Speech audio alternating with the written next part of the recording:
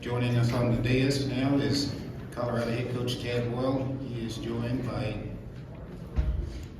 Smith along with Andrej Jakimovski. Coach, when you're comfortable, if you could just start us off with some general comments about the game.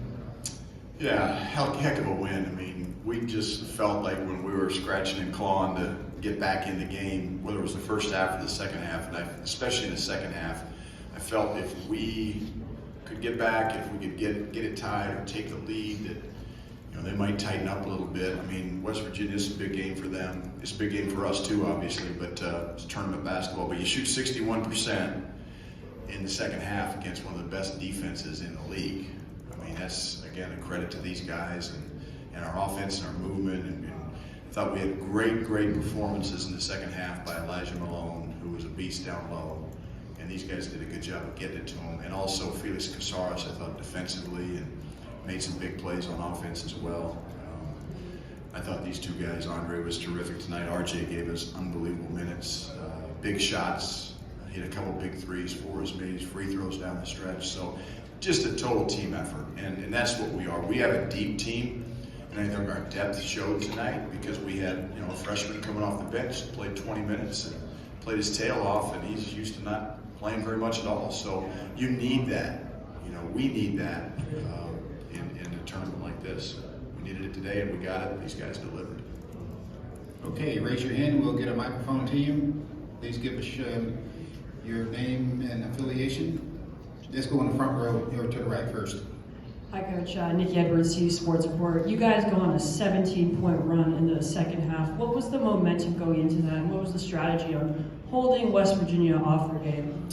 Well, I think we were still a man-to-man, and then we felt like they made a sub, and they've got certain guys who can really shoot the ball, and they got other guys that maybe struggle to shoot the ball. So we knew zone was going to be a part of our game plan tonight. Out of bounds under, we played it, and it was pretty effective. They scored a few times on it, but then when we went to the zone and we went to the soft pressure in the backcourt on makes to try to make them use clock and have less time to run their zone offense, I thought it was really effective tonight. And again, these guys executed it. Whether you change a defense, whether you call a play, whether you change an offense, whatever the case may be as a coach, sometimes it works, sometimes it doesn't, but these guys are the ones that make it work or don't make it work. And tonight they made it work on both. I think defense, our soft press into back to zone was effective in that run. But also our ability to box out and finish possessions and then convert offensively. Again, we made shots, we kept scoring, and when you keep scoring, it puts a little bit more pressure on them, and that's what we did. Let's go to the second row here on the left. Pat Rooney, Boulder Daily Camera. Tad, you mentioned Felix. Javon Small obviously is a great scorer, got off to a hot start today. But this game turned when you put Felix on Javon Small. I know other guys, RJ, took turns on him, but how big and how impactful was Felix's defense today? It was big. And listen, it was Andre's, he was the main defender on him tonight, and RJ had a crack at him as well, and Felix. So I think the combination of those three guys, wearing him down, making him work, he expends a lot of energy on offense. The other thing we did in the second half, we changed our offense to get him chasing one of our guys, whoever he was guarding. We were going to run him off screens on the baseline and make him expend energy on defense. So, we did that in Boulder. We didn't do that offensively, but we did it defensively. And he got to, we're not playing at altitude here. It's not a mile high in Kansas City, so we don't have that advantage. But I thought we wanted to make him work on defense, and he always works on offense because he's a good offensive player and he moves so well without the ball. But to me, it was a three-headed monster for us defensively. Andre, Felix, and certainly RJ as well. Okay, we got two in the front row. Let's go with this one first. Hey, Coach. Liam Howard, Scobo Sports. After you guys took the lead towards the end of the game there, you guys were, passing up. You had a lot of good looks on shots that you could have gone for early in the shot clock, but managed to work that clock down and finish that game out. Finishing games had been a struggle for a long time, and now this is something you guys look like you were doing so naturally. What do you have to say about just your players and the quality of play they're delivering at the end of these games to close them out. Yeah, again, credit goes to them because we haven't been in that position, to your point, a lot this year. We haven't been ahead late in games. We've been behind, fouling and scratching and clawing and pressing and trapping and we're doing whatever we can do to get back in the game. And with about 3 minutes to go, 3:09 I think was on the clock the last time out. That's when we finally started. Because I think if you start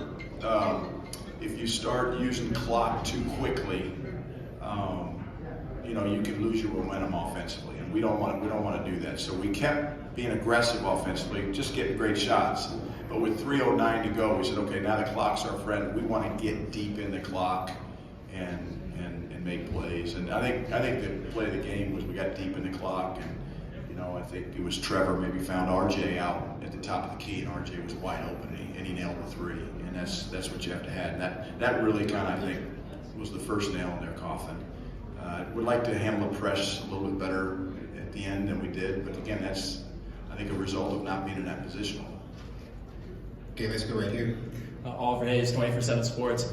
For RJ, you've been up and down shooting the ball this season, but obviously 3 threes tonight, and the big three that Tad just mentioned. What was going through your mind today, but specifically on that last shot?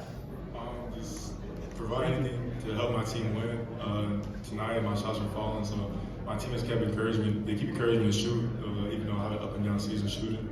And tonight they're winning, so yeah. Okay, let's go here in front row. Leo Rivera with Scope Sports. Question for Andre. What was the communication aspect like on the defensive end? It seemed like you guys were doing a really good job of switching and passing over these calls. Is there anything specific that you guys changed up or anything that you would like to share? Not really. We just switch our defense a lot. Second half, we throw a zone press back to zone, and we played great. I think we got potential to be a really good defensive team.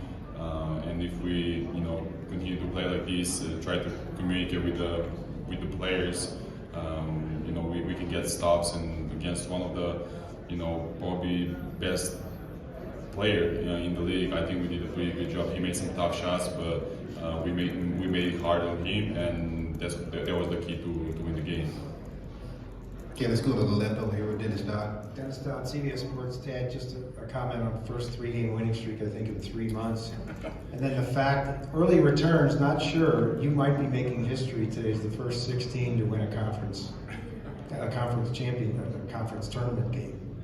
I don't know. Well, I think we're the only 16 because the first year we were 16 teams. So I mean, ever in the history. Ever in the history, yeah. Division One. Big East had 16. I think. Did they? Yeah. You know a lot more about that than I do, Dennis. All I know is we're ready to take on Houston, and we'll worry about that tonight. But really, really proud of this group because we have had a rough year in terms of coming up short in some of these games, and these guys have stuck together. I've said it a lot of times, and I'll say it again, but I'm really, really proud of this group. Okay, one here on the second row. Pat Rooney, Boulder Daily Camera. RJ, kind of along the lines of what Tad was just saying, this tournament is kind of this team's March Madness for you guys. How much coming here did you guys buy into let's make it a new season? Bought in for sure. It's not about me or it's about my teammates. So we got 5 seniors on this team, Andre included, and every game it might be our last since we had a rough season. So it's going out playing, knowing this might be the last opportunity. It's playing for one another. And that's the motivation right there. Okay, we got time for 2 more questions. Anybody want them? Let's go over here on the right. Tab, Bruce Pasco with the Arizona Daily Star. Was that different the way you substituted? Do you substitute deeper knowing you have those guys and you've got your second game here with a possible third game tomorrow? Or is it the way you've run it a lot this year? Bruce, part of it, with this team, to be honest with you, is who's playing well tonight. And for example, Felix, he normally doesn't play 20 minutes tonight, but he played 20 minutes tonight. He doesn't play 20 minutes a game. He averages probably 8 or 9. I don't know what he averages, but he doesn't get that. But we stuck with him tonight because he was playing so good, and we have one of those teams where guys playing good, we got to ride him.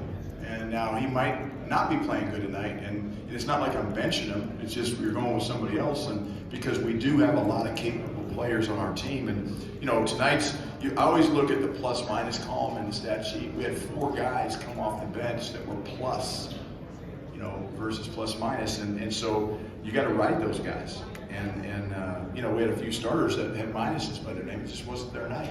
It's okay. Tomorrow can be. So tomorrow's a new day, and that's what I love about tournament basketball, and that's what I want these guys to understand. Just because you didn't play well today doesn't mean you're not going to play well tomorrow. And just because you played well today doesn't guarantee you're going to play well tomorrow. But what we have to do as a staff with this team is we have to play the guys that are playing well that night.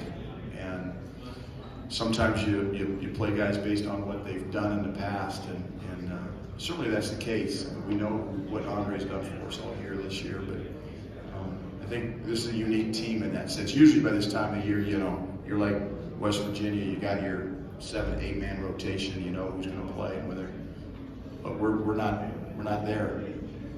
Okay, one more question. Anybody want it? Okay, Coach. Thank you very much. Thank you.